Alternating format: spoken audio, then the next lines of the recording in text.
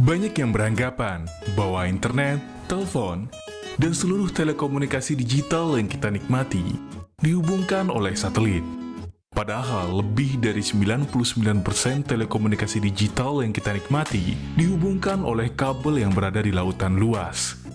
Kabel-kabel inilah yang menghubungkan hampir seluruh telekomunikasi digital yang sahabat nikmati.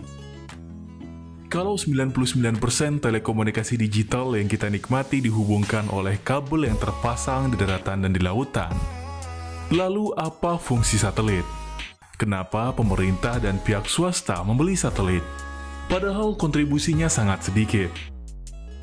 Dan coba sahabat bayangkan, apa yang terjadi jika satelit tidak pernah ditemukan? Apakah dunia masih akan semaju sekarang? Dalam video ini, kita akan membahas seberapa penting peranan satelit bagi kemajuan teknologi telekomunikasi.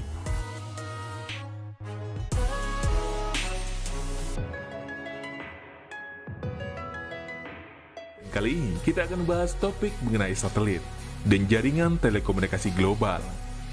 Sebelum itu, bagi sahabat yang ingin mendukung channel ini, jangan lupa untuk like, subscribe, dan bagikan video ini.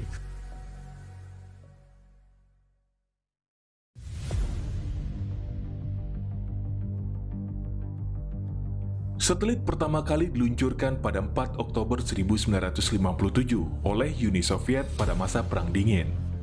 Satelit ini bernama Sputnik, mengorbit di ketinggian 577 km. Teknologi awal satelit tidaklah terlalu canggih, belum bisa untuk menerima dan memancarkan sinyal. Jadi hanya satu arah. Sputnik memancarkan gelombang yang bunyinya seperti ini.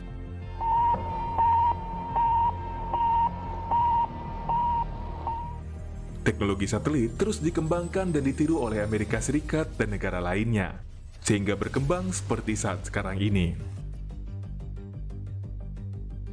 Bagi sahabat yang merupakan kaum milenial atau yang lahirnya di tahun 80 dan 90-an, mungkin mengira satelit memegang peranan penting dalam telekomunikasi global. Sebab, film-film, buku pelajaran, dan iklan di TV selalu menggambarkan peranan satelit sangat signifikan bagi telekomunikasi elektronik.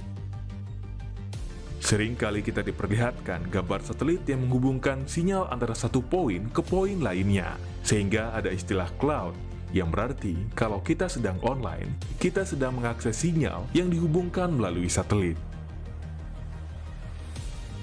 Tapi tahukah sahabat, bahwa sebenarnya lebih dari 99% telekomunikasi digital yang kita nikmati ditopang oleh jaringan kabel. Jaringan kabel ini membentang di lautan luas. Lebih dari 420 jalur kabel fiber optik bawah laut menunjang lebih dari 99% telekomunikasi digital. Kabel-kabel inilah yang menghubungkan komunikasi antar daerah, pulau, ataupun antar benua. Kalau di daratan, penampakan kabel fiber optik seperti ini. Terkadang instalasinya acak-acakan. Kabel ini tersambung dengan menara-menara BTS atau langsung ke jaringan telepon dan Wi-Fi bagi yang berlangganan. Dan jika ditelusuri, kabel-kabel ini akan bermuara ke tepi pantai yang akan terhubung dengan jaringan kabel fiber optik bawah laut. Saat berada di lautan, kabel-kabel ini ukurannya akan relatif lebih besar. Kabel ini terdiri dari beberapa lapisan pelindung. Itu tergantung kedalaman laut yang dilewati oleh kabel fiber optik. Sahabat mungkin pernah mengalami internet tiba-tiba lemot, padahal sinyal penuh.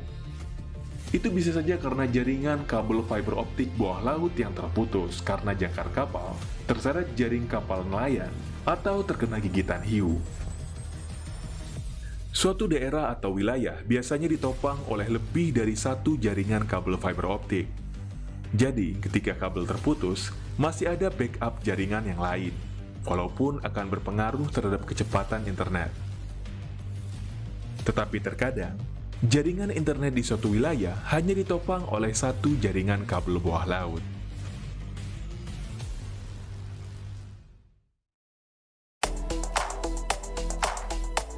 30 Maret 2016, 10 negara Afrika tiba-tiba tidak bisa terhubung dengan internet.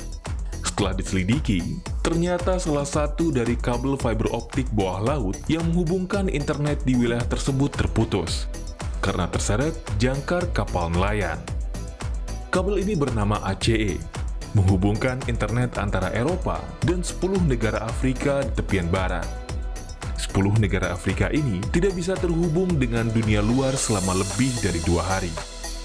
Proses perbaikan kabel fiber optik tidaklah mudah, karena sulit untuk mencari titik putusnya kabel. Dan yang kedua, posisi kabel yang berada di bawah lautan dibutuhkan peralatan khusus untuk memperbaikinya. Lalu, sejak kapan sebenarnya manusia menggunakan kabel yang berada di bawah lautan untuk telekomunikasi? Untuk itu, kita harus kembali kepada tahun 1842. Samuel Morse, penemu kode Morse dan pemilik perusahaan telegram, memutuskan untuk menguji coba instalasi kabel bawah laut di dekat kota New York. Kabel bawah laut ini dirancang agar bisa mengirim dan menerima pesan menggunakan mesin telegram. Telegram sendiri adalah sebuah alat komunikasi yang dikembangkan pada tahun 1800-an. Pada saat itu, ilmuwan mencoba mengirim pesan dari rumah ke rumah melalui kabel menggunakan kode Morse. Lalu berkembang dari kota ke kota dan sampailah ke tingkat yang lebih tinggi, yaitu menghubungkan antar negara dan benua. Setelah berhasil dengan uji cobanya, pada tahun 1858, kabel bawah laut pertama yang menghubungkan antar benua dipasang. Kabel ini bernama Transatlantik, menghubungkan antara Amerika Serikat dan Inggris. Seperti ini kabel bawah laut pertama kali dipasang pada tahun 1858.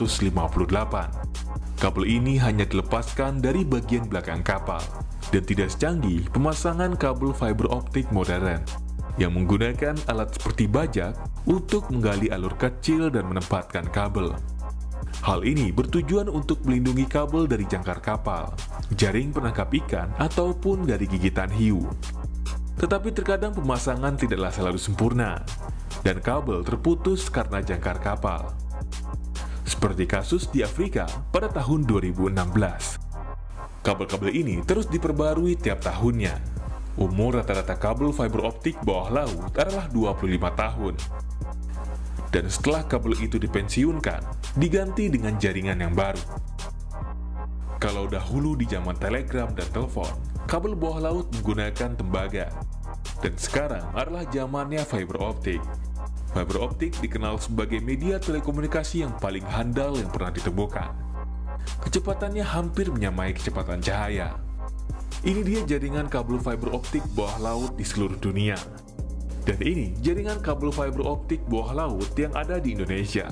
Semua jaringan ini terkoneksi dengan jaringan di darat, lalu terhubung dengan menara-menara BTS, telepon rumah, dan Wi-Fi bagi yang berlangganan. Dan jikalau 99% telekomunikasi elektronik dihubungkan melalui kabel fiber optik, pertanyaannya, kenapa pihak swasta dan pemerintah negara-negara dunia membeli satelit? Fungsi satelit yang paling umum sebenarnya adalah untuk memancarkan siaran televisi ke daerah-daerah terpencil atau ke yang berlangganan TV satelit. Jika sahabat pernah menemui antena parabola seperti ini, itu katanya terhubung langsung dengan satelit. Atau bisa juga untuk aktivitas perbankan dan militer, karena jaringan satelit dinilai relatif aman dari penyadapan dan hackers. Harga satu satelit tentunya tidaklah murah. Untuk membangun satu satelit, dibutuhkan dana sekurangnya 2 triliun rupiah. Itu juga belum termasuk biaya roket untuk meluncurkan satelit ke orbit bumi, dan juga biaya pemeliharaannya. Fungsi satelit yang lain adalah sebagai surveillance system, atau untuk memata-matai negara lain. Dan juga sebagai Global Positioning System, atau yang lebih dikenal sebagai GPS. Bisnis satelit adalah bisnis yang sangat besar. Total omset tiap tahunnya lebih dari 4.000 triliun rupiah. Angka yang sangat mahal jika dibandingkan dengan fungsinya yang hanya melayani kurang dari 1% telekomunikasi digital di seluruh dunia. Dan menurut sahabat, apakah ada teknologi yang menyamai kecanggihan satelit yang anti sadap dan aman dari serangan hackers, tetapi bisa dibangun menggunakan biaya yang lebih murah? menggunakan teknologi parabola untuk memancarkan sinyal ke langit, dan langit akan kembali memancarkan sinyal tersebut ke parabola penerima. Alaska, 1955. Angkatan Udara dan Angkatan Darat Amerika Serikat membangun lebih dari 80 antena parabola raksasa. Proyek ini disebut dengan White Alice Communication System.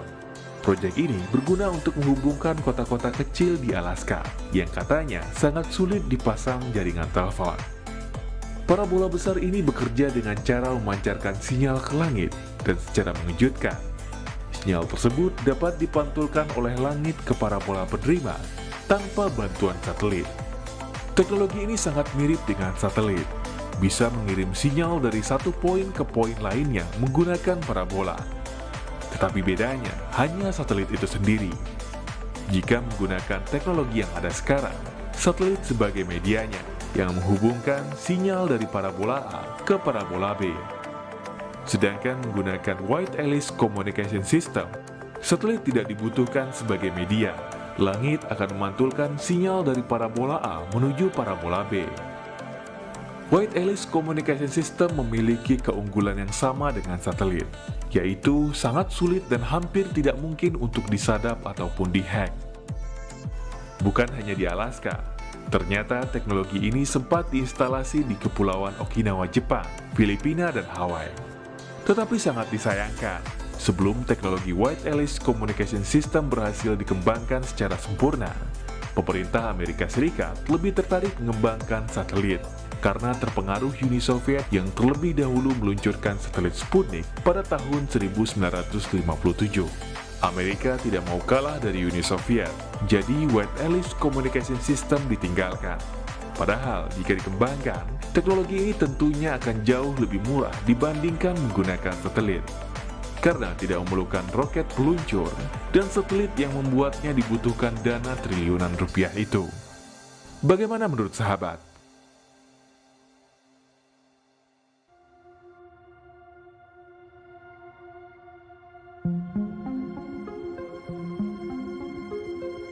Pada tahun 1957, Departemen Pertahanan Amerika Serikat mulai mengembangkan Omega Navigation System. Sistem ini menggunakan mode triangulasi sinyal radio frekuensi yang sangat rendah untuk menentukan posisi secara global.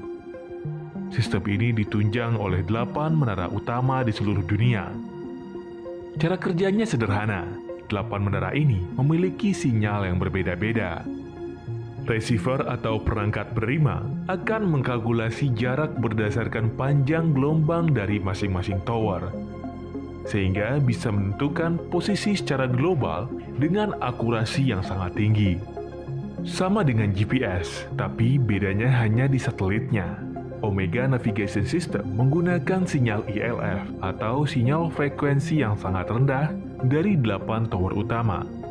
Dan kalau GPS mengandalkan triangulasi sinyal dari satelit, lalu perangkat penerima atau ponsel sahabat semua akan menentukan posisi dari beda panjang gelombang sinyal yang diterima dari beberapa satelit. Sekali lagi Akbar terkadang bingung, kenapa harus memakai satelit yang mahal pembuatannya dan pemeliharaannya.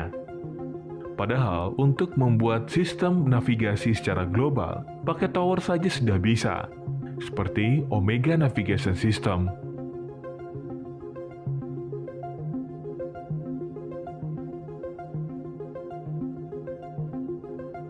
Dan bagaimana data kemacetan yang kita lihat di Google Maps atau aplikasi lainnya? Apakah itu juga dideteksi oleh satelit? Sebenarnya, tingkat kemacetan yang sahabat lihat di Google Maps, datanya juga berasal dari pelanggan Google itu sendiri. Sistem otomatis Google akan mendata berapa banyak ponsel yang berada di jalanan. Jika jumlah ponsel yang aktif di suatu jalan itu banyak, maka indikator di Maps akan menjadi merah. Dan kalau jumlah ponsel yang berada di suatu jalanan tersebut sedikit, indikator akan berubah menjadi hijau. Seperti dikutip dari Vice pada bulan Februari 2020 yang lalu. Seorang pria bernama Simon membawa puluhan ponsel yang menyala bersama gerobak kecilnya. ia membawanya berkeliling kota Berlin di Jerman. Dan hasilnya, setiap area yang dilewati oleh Simon dan gerobaknya yang penuh dengan ponsel tadi berubah menjadi merah di Google Maps, padahal jalanannya kosong. Jadi sama sekali bukan dideteksi oleh satelit. Satelit hanya berfungsi sebagai pemancar sinyal yang pasif, yang sebenarnya juga bisa digantikan oleh sistem yang lain, seperti 8 tower utama pada Omega Navigation System.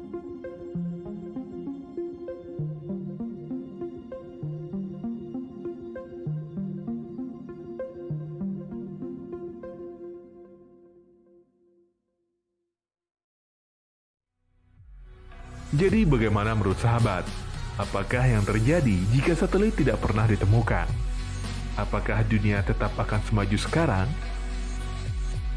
Jawabannya tentu saja bisa.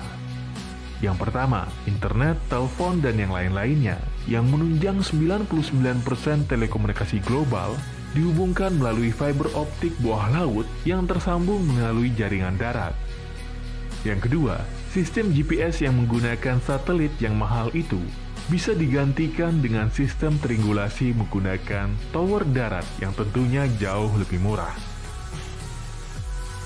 Dan yang ketiga, sistem telekomunikasi aman untuk perbankan dan militer atau untuk menjangkau daerah pedalaman cukup gunakan White Alice Communication System yang telah dikembangkan sebelum satelit pertama Sputnik diluncurkan, yaitu dengan menggunakan teknologi memantulkan sinyal ke langit dan sinyal secara otomatis akan dipantulkan langit ke parabola penerima.